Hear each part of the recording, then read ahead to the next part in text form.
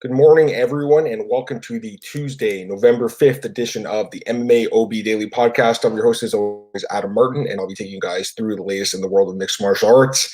Got a few things to talk about today. Definitely a couple fight announcements, a few pieces of news, but I'm going to save the UFC Moscow preview for when Cole Shelton joins me at 11 a.m. Eastern today. So definitely tune in for that second podcast, but I'll be doing all the news and stuff right now. So let's get right into it. First things first, probably the biggest news of the day yesterday. Walt Harris obviously had to pull out recently against this for his fight against Alistair Overeem at UFC Washington, D.C. I've already talked about that. Obviously, Walt's going through a tough time right now with his daughter missing. So, prayers to Walt and his family. Hopefully they do find his daughter. Obviously, it'd be very hard for him to fight and focus to train for someone like Alistair Overeem. So I think he made the right decision pulling out of the fight. Of course, that means there was an empty spot for the UFC Washington, D.C. main event across the cage from Alistair Overeem. And Jairzinho Rozenstruik actually threw his name into the hat the other day during the UFC 244 post-fight scrums with the media. Rozenstruik told the media that he'd like to get the phone call from the UFC to fight Alistair Overeem, and he gets his wish. So Jairzinho Rozenstruik is going to fight Alistair Overeem in the main event of UFC Washington, D.C. I love this matchup. It's a good fight, great fight, makes a lot of sense. Jairzinho Rozenstruik's been very impressive in the UFC. They call him Biggie Boy. He's a big dude. He is from Suriname, the first and only fighter in the UFC from Suriname, and he's looked great in the UFC. Overall in the MMA, actually, he's also really good. 9-0, 8 knockouts. He had that one split decision in Rizin where he was accused of greasing, but other than that, he's looked amazing. He's looked great in the UFC. 3 straight knockout wins. Dartel Jr. Albini in his debut in the second round. 9-second win over Alan Crowder back in June, and then the knockout win over Andrei Arlovski. So he's kept busy this year, and he's looked really good. It's actually crazy because he's been fighting as a pro since 2012, but he only has 9 fights because he took 5 years off between 2012 and 2017.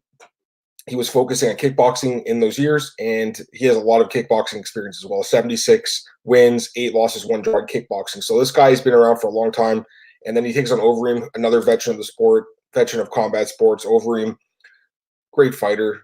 No doubt about it. 45, 17, and 1 no contest in his career. He's actually coming off 2 straight knockout wins over Alexei Oleinik and Sergey Pavlovich. He's looked really good lately, but you can't ignore the 13 knockout losses he's had in his career. And that scares the hell out of me going up against a guy like Rozenstruik, who's younger, 8 years younger. Overeem's 39. He's turning 40 next year. So he's getting up there in age now. And again, the 13 knockout losses scares the hell out of me, but there's no doubt he has the experience advantage in MMA. He has the ground game advantage if the fight goes to the ground. And he still has devastating knockout power, too. You can't forget what he just did to Oleinik on the feet.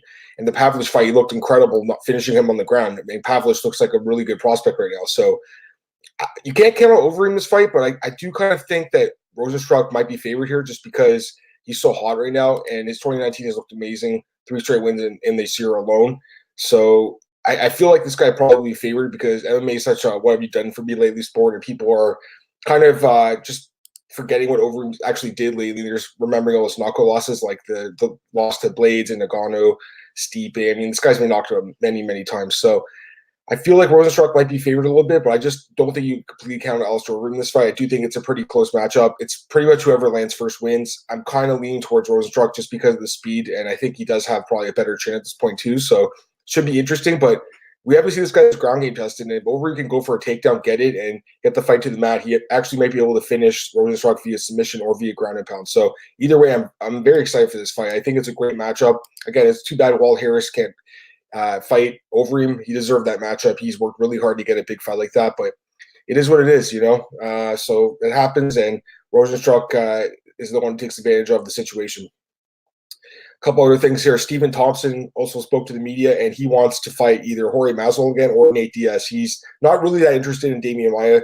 He said Damian Maia is an extremely dangerous guy, and he respects the hell out of him, but he wants to move up the ladder, and you can't really blame him. Damian Maia actually is ranked below Stephen Thompson right now. I think Maia is probably ranked a little bit too low in that division. He's such a good fighter, and he's only lost to elite guys, really. So Maia is probably ranked a little bit too low. He also has that win over Masvidal from 2 years ago, right? So I think they kind of sleep on Maia a little bit in the rankings. But yeah, I don't blame Thompson for saying he wants the rematch with Masvidal. I don't think he's going to get it, obviously. I think Masvidal gets the title shot, but Thompson beat him 2 years ago, and it was a pretty clean win. If they fight again, Masvidal is going to be obviously more aggressive, and I think you'd have to favor Masvidal this time around. But Thompson's obviously a tremendous striker. He's so much fun to watch too when he's on. He looked incredible at UFC 244 when he fought Vicente Luque, who I think is a really good prospect in that division. But Nate Diaz is also interesting. Obviously, Nate's going to take some time off to get his eye fixed up. I don't know if Thompson's like a big enough name for Nate to fight. I still feel like Nate's going to be gunning for one of those like McGregor type of super fights. But stylistically, Thompson versus Nate Diaz would be a lot of fun. I'd watch that fight. So we'll see who Stephen Thompson gets next. He's highly ranked in the division, coming off a fight of the night win. So he's in a good shape right now, and we'll see what happens there. Speaking of UFC 244, the doctor in the main event, man, this is pretty sad stuff. He's received like death threats and people calling his office and saying they're going to like hurt him and stuff. That's just terrible.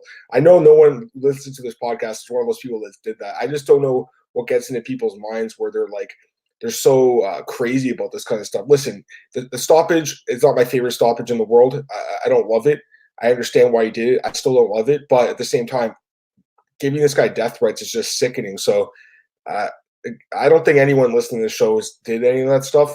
So I'm not even sure who's the ones doing it. But if you know anyone who has, that's sickening. And listen, it's too bad the way the fight ended. No one wants to see a fight end by doctor stoppage, but death threats, calling the guy's office, telling they're going to hurt the guy, that's terrible. Also at UFC 244, this was kind of interesting. I found Johnny Walker was really pissed off at Dan Hardy. Dan Hardy went on his Open Mat podcast and said that Johnny Walker was backstage telling Corey, "Oh, Corey, I'm going to knock you out. I'm going to knock you out." And Johnny Walker saw the clip. He posted on his Instagram, "Listen, Dan Hardy, I never said this. Like, I don't know where you got your information from." Dan Hardy responded to him saying, "Hey, I saw you talking to Corey in the cage, so I assume that when I heard this, it was true. If I'm wrong, I'll be the first to apologize," kind of thing. But he really should have never went public with this if he wasn't there and couldn't verify for himself, because Corey Anderson has now come to the defense of Johnny Walker and said this was not true and this never happened. He said a fan was the one saying it, not Johnny Walker. So to me, this makes Dan Hardy look really bad. I mean, the guy is obviously he was a good fighter, Dan Hardy, and I think he's doing a good job as a commentator. I wouldn't say a great job. He's not my favorite commentator. I think guys like Dale Cormier and Paul Felder are a step above Dan Hardy, but he's still doing a decent job.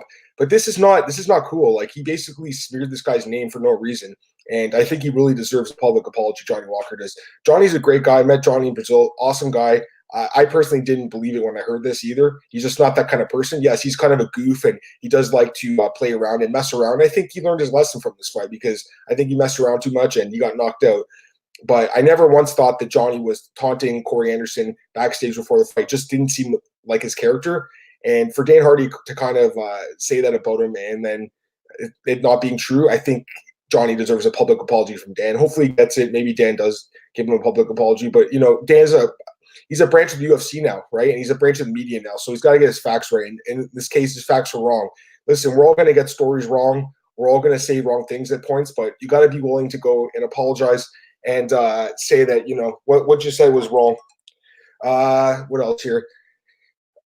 Kevin Lee, he said the other day he wants to fight Islam Makhachev.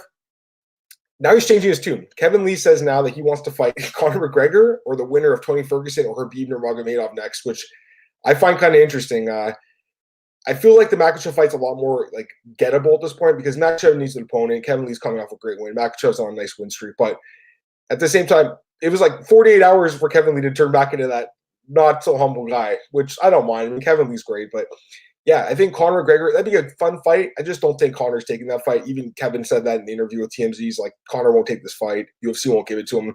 They want to fight someone coming off loss like Cerrone, which I think is going to happen. I just feel like the McGregor-Cerrone fight makes so much sense unless they want to do Nate Diaz, but I don't think Nate's going to be ready for January. But Kevin also said he wants the winner of Tony and Khabib. He also said that he probably needs one or two more wins before he gets that title shot, which obviously I think he does at this point. There's guys ahead of him. He also mentioned Anthony Pettis as a potential opponent. And he also mentioned Justin Gaethje as a potential opponent. But he looks like he's shooting for the stars. You can't blame him. But, I feel like the Makhachev fight makes a lot more sense for Kevin Lee in his next matchup. So I do believe that the UFC probably gets that fight booked. But at the same time, you can't blame Kevin for, shooting for the top guys. I just don't see it happening. He also believes that he probably wins a rematch with Tony Ferguson, which I'm not so sure about. But we'll see what happens if they end up fighting again. All right, a couple of fight announcements here. There are some good fights coming up, guys. UFC 245 continues to get great fights here. This is a fun fight. Ian Heinisch takes on Omari Akhmedov, two of the guys in the kind of bottom half of the top 15. Ian Heinisch, he is coming off a loss to Derek Brunson by decision, but before that had won 5 straight fights, including back-to-back decision wins over Cesar Ferreira and Antonio Carlos Jr. in the UFC. Overall, very good fighter, very good cardio, good wrestling, decent striking, just overall a well-rounded guy.